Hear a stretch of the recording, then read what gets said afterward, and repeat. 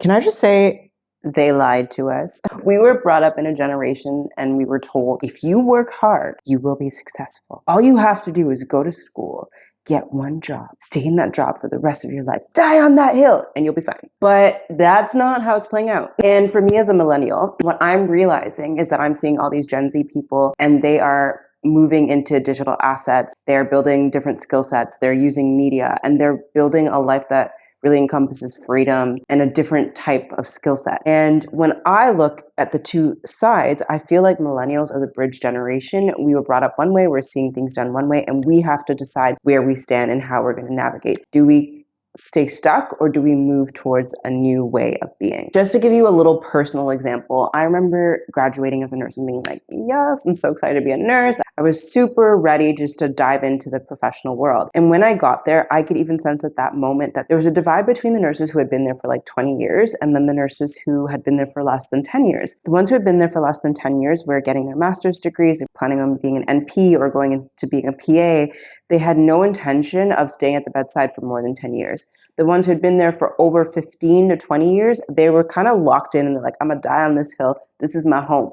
And that's okay. I love that for them. But the thing is, we coming in, we were a bridge. I was that bridge gap where I'm like, okay, I have a choice to make. How am I going to navigate this? Because the only people who had been there for over 15 or 20 years that looked happy in the position were the ones who were working part-time. They were the ones who had families at home, and with their family unit, they've decided, okay, I'm going to go part-time, and they loved it. Or they were like the baddies who were travel nurses and doing their thing, working part-time, also loved it. So I was like, clock that. I'm recognizing that there is a flexibility and freedom in nursing, and you just have to like be mindful of it. And at that point, I realized you have to gather skill sets, not just stay in a linear position. And that brought me from Ottawa in Canada to Dubai. We are in a digital age. Skill sets are an asset.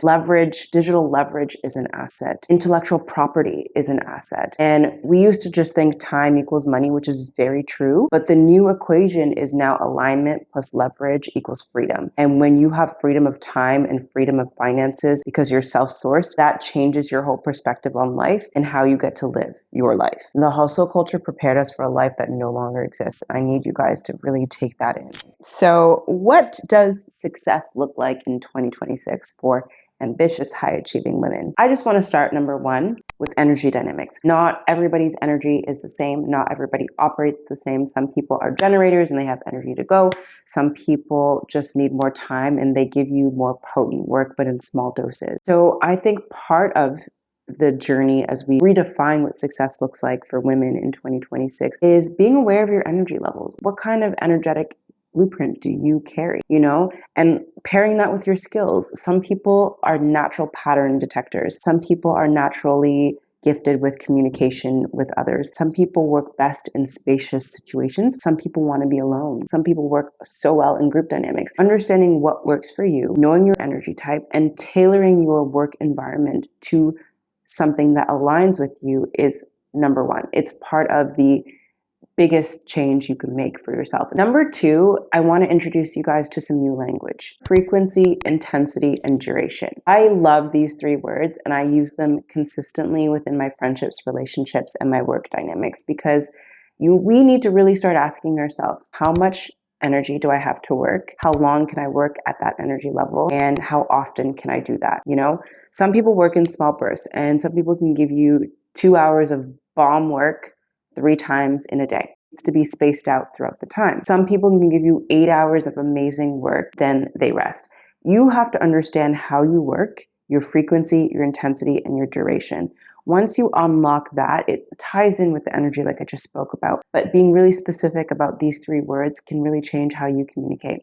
Even communicating with people. If you have a partner that takes a lot of your energy, understanding how frequently, how intense of a conversation, and how long the conversation has to be. Understanding these things with your partner makes a huge difference in the overall and understanding that you guys have. So I think it's really important to discover what these words mean to you in your relationships, in your friendships, and in your work-life environment. And to tie things all together, I want to bring in some bits from my Harmony framework. Number one, H, health assessment. That you need to know about your body. You need to know that your blood pressure is controlled, that your blood sugar is okay, that your sleep is okay, you're drinking enough water. These are the little things that we neglect, and then when they pop up, we're like, oh my God, where'd you come from? It's like, no, I've been here, you just were not listening. So health assessment, number 1, where do you stand in terms of your health? Number 2, honest and authentic reflection. Are you being honest about your situation, or are you in Delululand?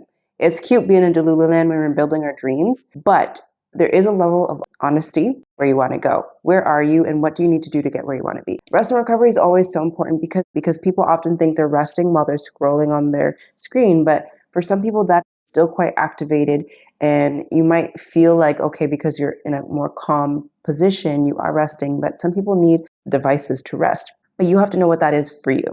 M is mindfulness. Do you connect with anything greater than yourself? Do you pray? Do you meditate? Do you do breath work? What is your point of connection? How often do you do that? And how often do you need to do that to feel connected to yourself? O is open. Do you need to be open to fun? Do you need to be open to pleasure? Do you need to be open to invitations? What do you not have that you're not open to at this point? This is the exploratory energy. N is nurture. Nurturing for me, and what I decided to make N about, is about being nurtured by your community. Who is your environment? Who are the people around you? Who has your back? Can you name those people? Do they know they're your people? Or are you only their people? Be so for real, okay? This is what I mean. And then why is your unique integration? How are you integrating all that you've learned about your health, all that you've learned about your rest, your reflection, your community? How are you putting that all together to make little systems that make sure that you're getting doses of all the things you need in your life to be successful and thrive? This doesn't have to be major things. It could be like, health is maybe I'm going to drink 500 mils of water more a day. I'm going to go to bed 30 minutes earlier. These don't have to be groundbreaking things, but having a little system in place to allow you to be successful is a game changer. And some people ask, okay, well, like, what is a microsystem and how do I build one? Don't worry, babes, I got you. But let's just focus on this right now. And I'm going to make another video in the future. But one of my biggest microsystems has been putting my phone away at least half an hour before I go to bed and doing something physical with my body to calm my nervous system. So it's often like stretching or some myofascial work, something where I'm in my body. I'm allowing myself to be present without being on my phone, and I sleep so much better by doing that. It's like just a little micro routine that is repetitive and easy enough for me to do, for me to stay centered and grounded. Okay, so these are some of the things I think will change your life in 2026 if you're an ambitious, high-achieving woman who wants to redefine what success looks like to you. There is no perfect or right way to do it, but these are ideas that I think will be of benefit to you. If you are interested, I will leave my links below. You can book a one-off clarity session with me where I can go over certain habits that you have now. We can look at the quick plan and you can carry on with your own. Or I have other programs that I will all list below. So that is it for now. I hope that you enjoyed this video. I would love for you to comment and leave me some feedback. And if you're interested, also check my bio for my LinkedIn and my profile on Instagram. That is it for now. Bye.